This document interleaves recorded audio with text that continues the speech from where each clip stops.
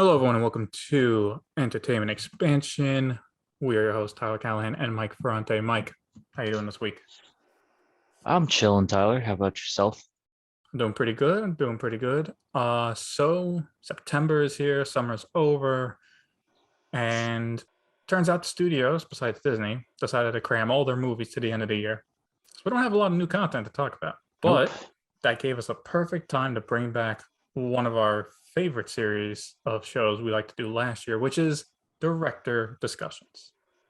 And we have a good one this week, bringing it back with Mr. Jon Favreau. Now you might be like, well, that's the guy in the new Spider-Man films. And you'd be right. You'd be right. You're not wrong. But he actually has a wide range of movies. He's got That he comedies directed. that he directed. Exactly. He's got Elf. He's got Christmas holiday movies. He's got superhero movies. Obviously, with Iron Man, do we need to explain that one?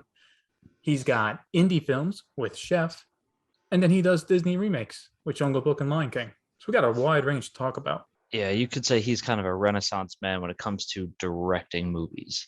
Because a lot of directors stay in their little niche, but Jon Favreau he's all over the place. Yeah, I mean, shit, recently he's directed episodes of Mandalorian. that's his new thing now. It's just he's just playing around with Star Wars.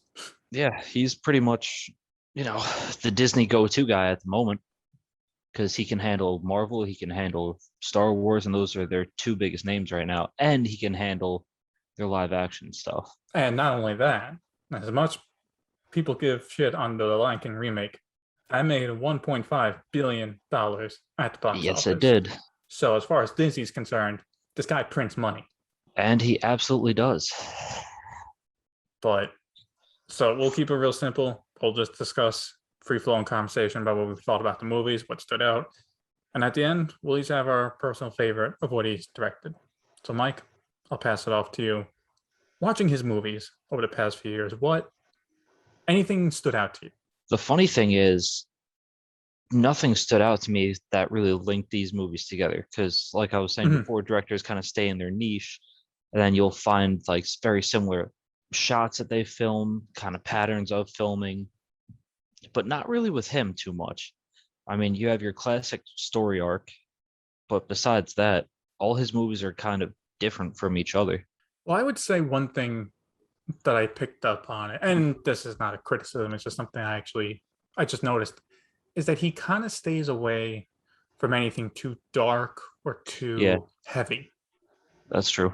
Even in Chef, when he freaks out and he loses it against the food critic, and that's like the darkest that movie gets. Like that's his crash and burn, and it's just a slow ride up, positivity all the way, which I enjoy. Don't get me wrong, but like, and even Iron Man, all right, Iron Man 2 deals with Tony slowly dying and stuff like that. But even then, it's a Marvel movie, so it's you know still jokes while dealing with that. Elf, it's a holiday movie. Yeah. How dark can you get with that? And then look, Jungle Book and Lion King, they're based off children's movies. So, but that's something I noticed. It's like he hasn't. You're right. He does vary different genres, and he does vary tactics. Like, there's directors that like to do tracking shots over and over. There's got to be a tracking shot in their movie. Favreau doesn't have that in his. He doesn't have it attached to him really. Like when I think of Favreau, I don't think of a specific shot that he loves to do or a specific character. Yeah. But he likes to keep things lighthearted if he can. Yeah, and it shows. And It I does. mean, he's pretty good at it. Oh no, and it's good writing for the most part. Like there's not a movie I walked away saying like, "Wow, this movie was too happy," or "Wow, these characters were just they were terrible." Like they're not poorly written characters. Yeah, but let's start back to Elf, the yeah, I we can two, go right into 2003. Elf. It's almost shit. It's almost 20 years old. Yeah. Elf, the instant Christmas classic. Mm-hmm. Who would have guessed in 2003? Because when you think of Christmas movies, you think of older movies, Mm-hmm. like Like the all-time classics. Die You Hard. don't really, well, yeah, you could argue that. Um, you think of, A Christmas Story, and how fucking old is that movie? You think of what was the other one? Like National Lampoon's Christmas, stuff like that. And then here comes John Favreau and Will Ferrell making a relatively feel good Christmas movie that really shows the whole fish out of water element. But overall, that was a solid movie. Yeah, I mean, I think everyone's watched it at this point a few times now. You know, Yeah. if not willingly, if with the family over the holidays, whatever. But like you said, like it's become a classic Christmas movie. And if you think about it, like let's just do the 2010s. What Christmas movie came out of the past 10 years that's become a staple? uh, None. Oh, okay. Yeah. I have my own issue with Christmas music and how there's none being made, any new stuff. But at least for movies, we got Elf. So I appreciate it. Yeah, because think about it. Before Elf, when was the last Christmas classic? I say I can't think of one. Like obviously there's Yeah, Christmas specials of like famous TV shows, but like an actual film, no. Yeah. like you have your like rom-com Christmas movies, but that's really it. Yeah. And I wouldn't really count those because that's not like rom-coms, like it's not everything for the whole family. Like Elf is for everyone. Doesn't matter how old you are. That's a fact. But then that kind of segues into his more famous directorial debut. Yes, I think it's safe to say he became famous with Iron Man. Yes.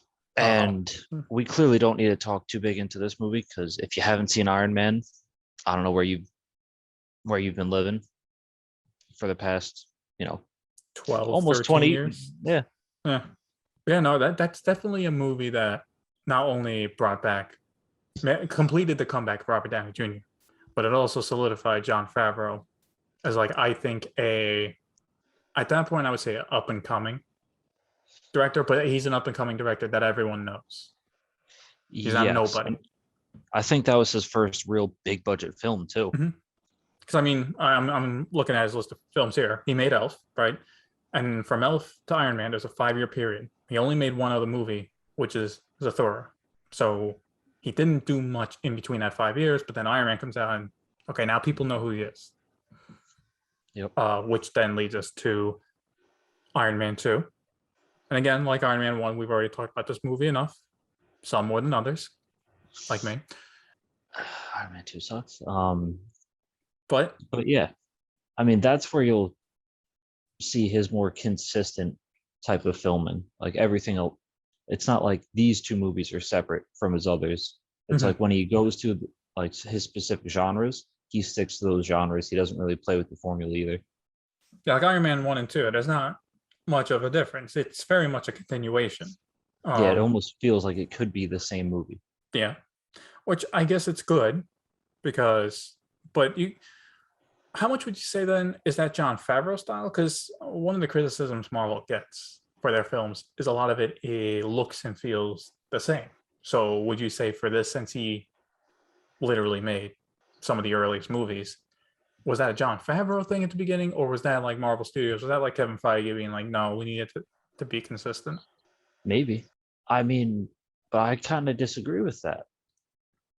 And- But we're not going to get into that because that goes into a whole nother topic. But yeah, Iron Man 2 was a fun movie. Wasn't anything crazy. Shows that he can still kill it with a big budget. Like it's Mhm. no secret that it's nowhere near my favorite movie, No, definitely not. but it does work as a movie. Like It does. I think maybe the plot was what kind of killed Iron Man 2 for me.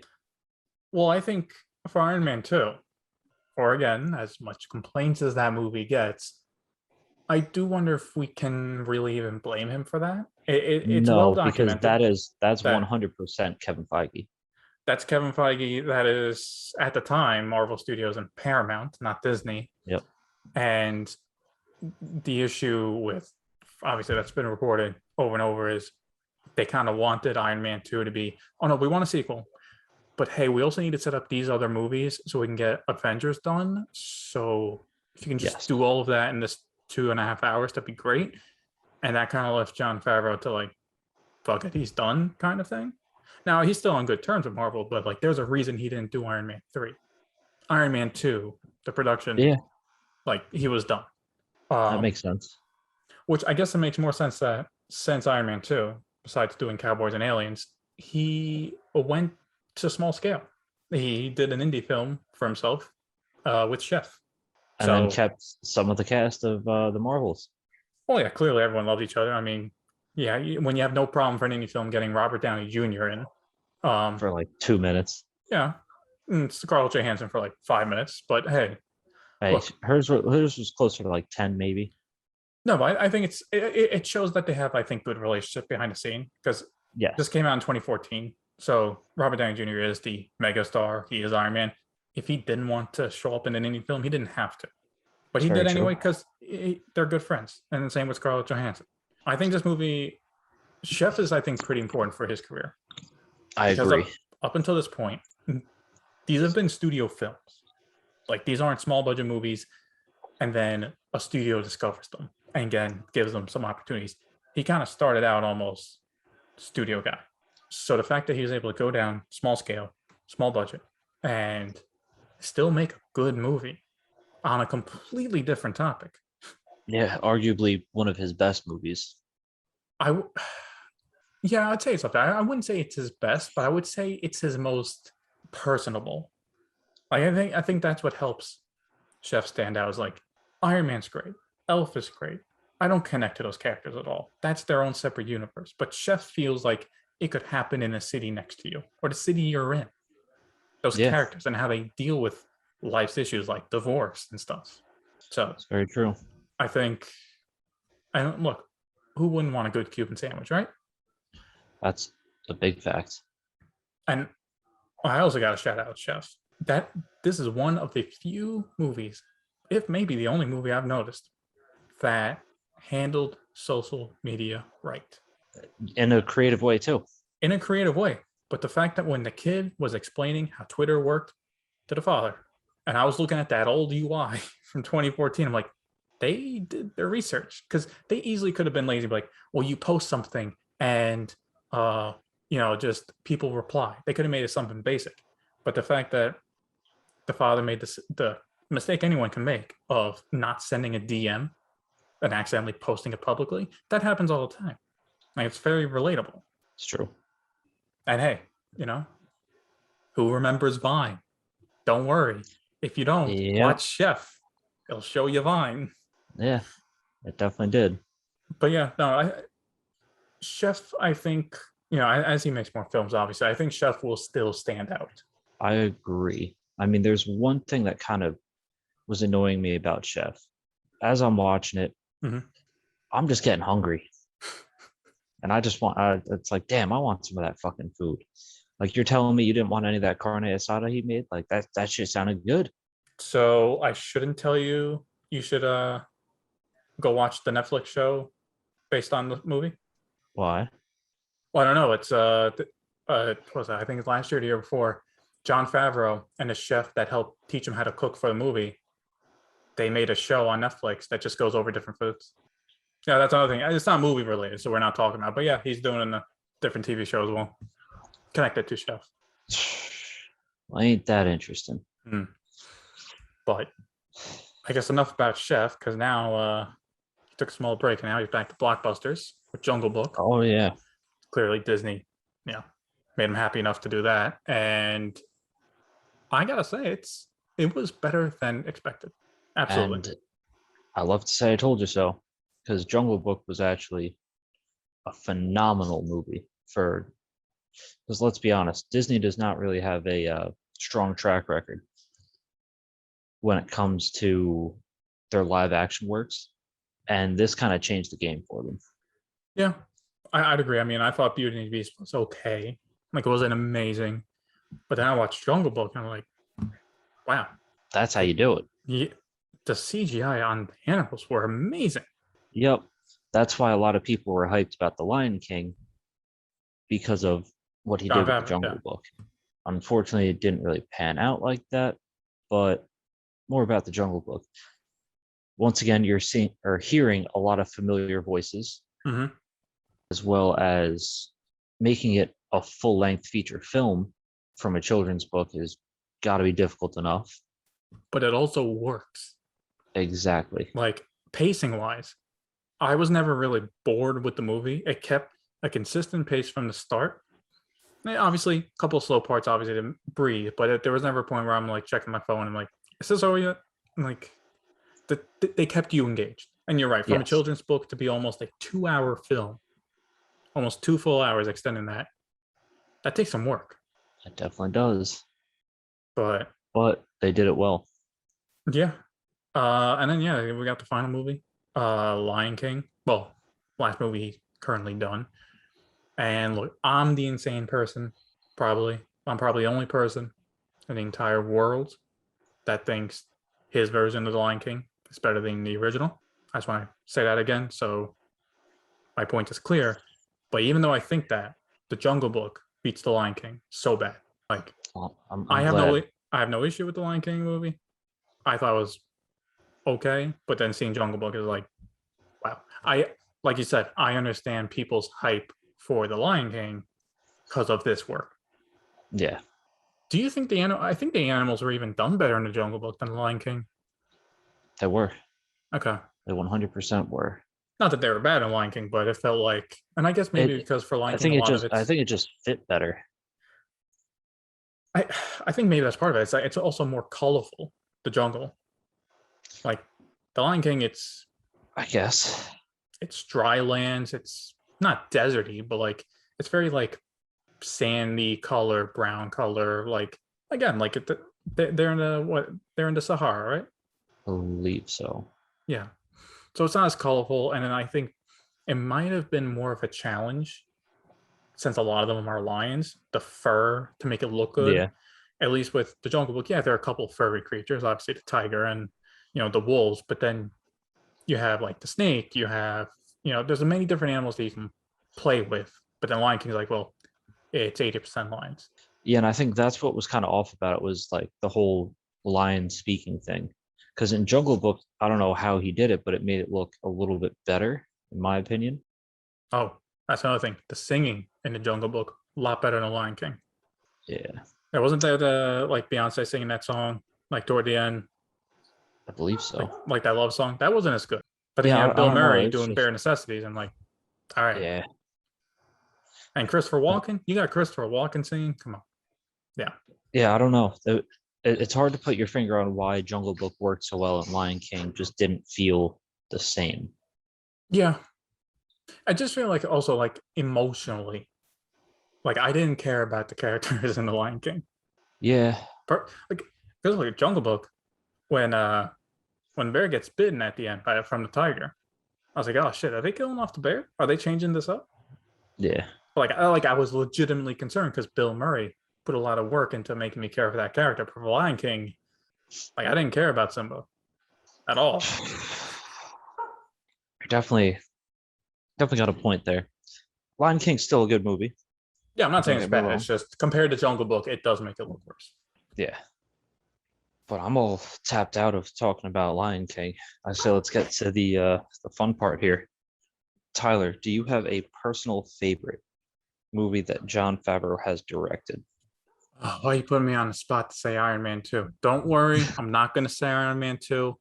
I would like to think I have some credibility as I'd a hope person so. who likes to talk about film. All right, I'm not going Listen, to.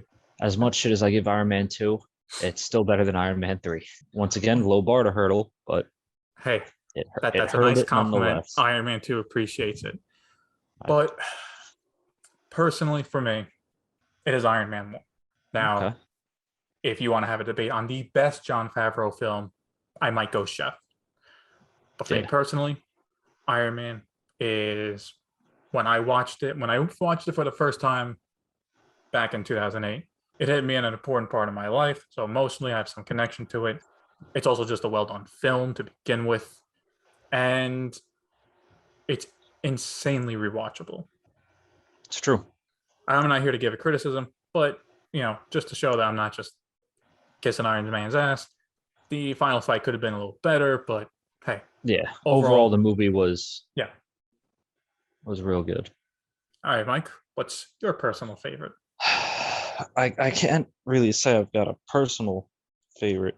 It's I okay. You think can say Lion King. no, You can say it.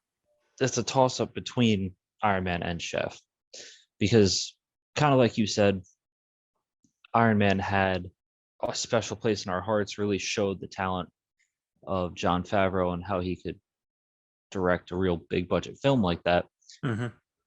and do so well. But then Chef came along, and I don't know, there's something really genuine about that movie. And I think that's what we don't find in a lot of movies these days. Well, I think the It's message about always like these finding your passion can that resonate. yeah, Yeah. but that's what I mean. Like it's a genuine movie. Like you feel like you could have been watching a documentary. Oh yeah, absolutely. And a lot of movies these days, you don't really get that feeling. So when you come across a character who's extremely relatable, the film experience, it's kind of like you're living it. Hmm. It's something special, I think. Yeah. Again, like if we were going to go based on critically what we think the best movie is, I think we both point to Chef. I mean, how all the characters are written, especially Jon Favreau's character.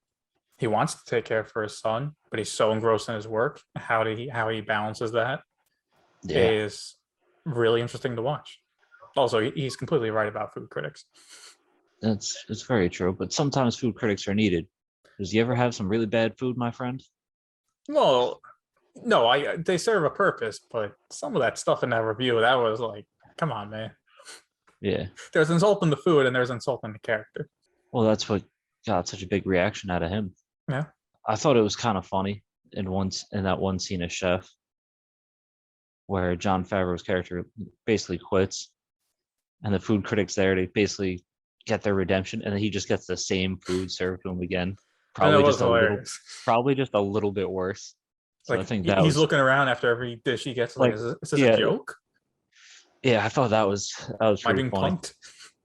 Not gonna lie, I thought Jon Favreau was gonna run up to the restaurant with the food he made in his house. Oh, I thought he was gonna tell him on Twitter, hey, DM, like send a proper DM, be like, hey, come to my place. I have the dish I was gonna make for you. I have all the dishes because he cooked the entire thing. Yeah, he did. And then Yeah, so for I was some thinking, all right, reason, he hey, decided to I blow got up fired. and Come here. This is what I was gonna make. You tell me if this is good or not. But well, no, that didn't uh, happen. yeah. So what do you do with that food? Did he just like eat it over time? I guess it's like the critic I didn't get any of it, no. So they didn't really show that part, huh? and it's a little upsetting, if you ask me, because that's some good food that we don't know what happened to. Kind of wanted a grilled cheese after I watched that movie. I just kind of wanted everything he made after watching that movie. That's why I was getting mad. But that's enough about what we think about these films. Are you guys familiar with Jon Favreau's work? If so, what was your favorite movie? And tell us why. As always, feel free to let us know on Entertainment Expansion. You can find us on YouTube, Instagram, and Facebook. As always, thank you for listening.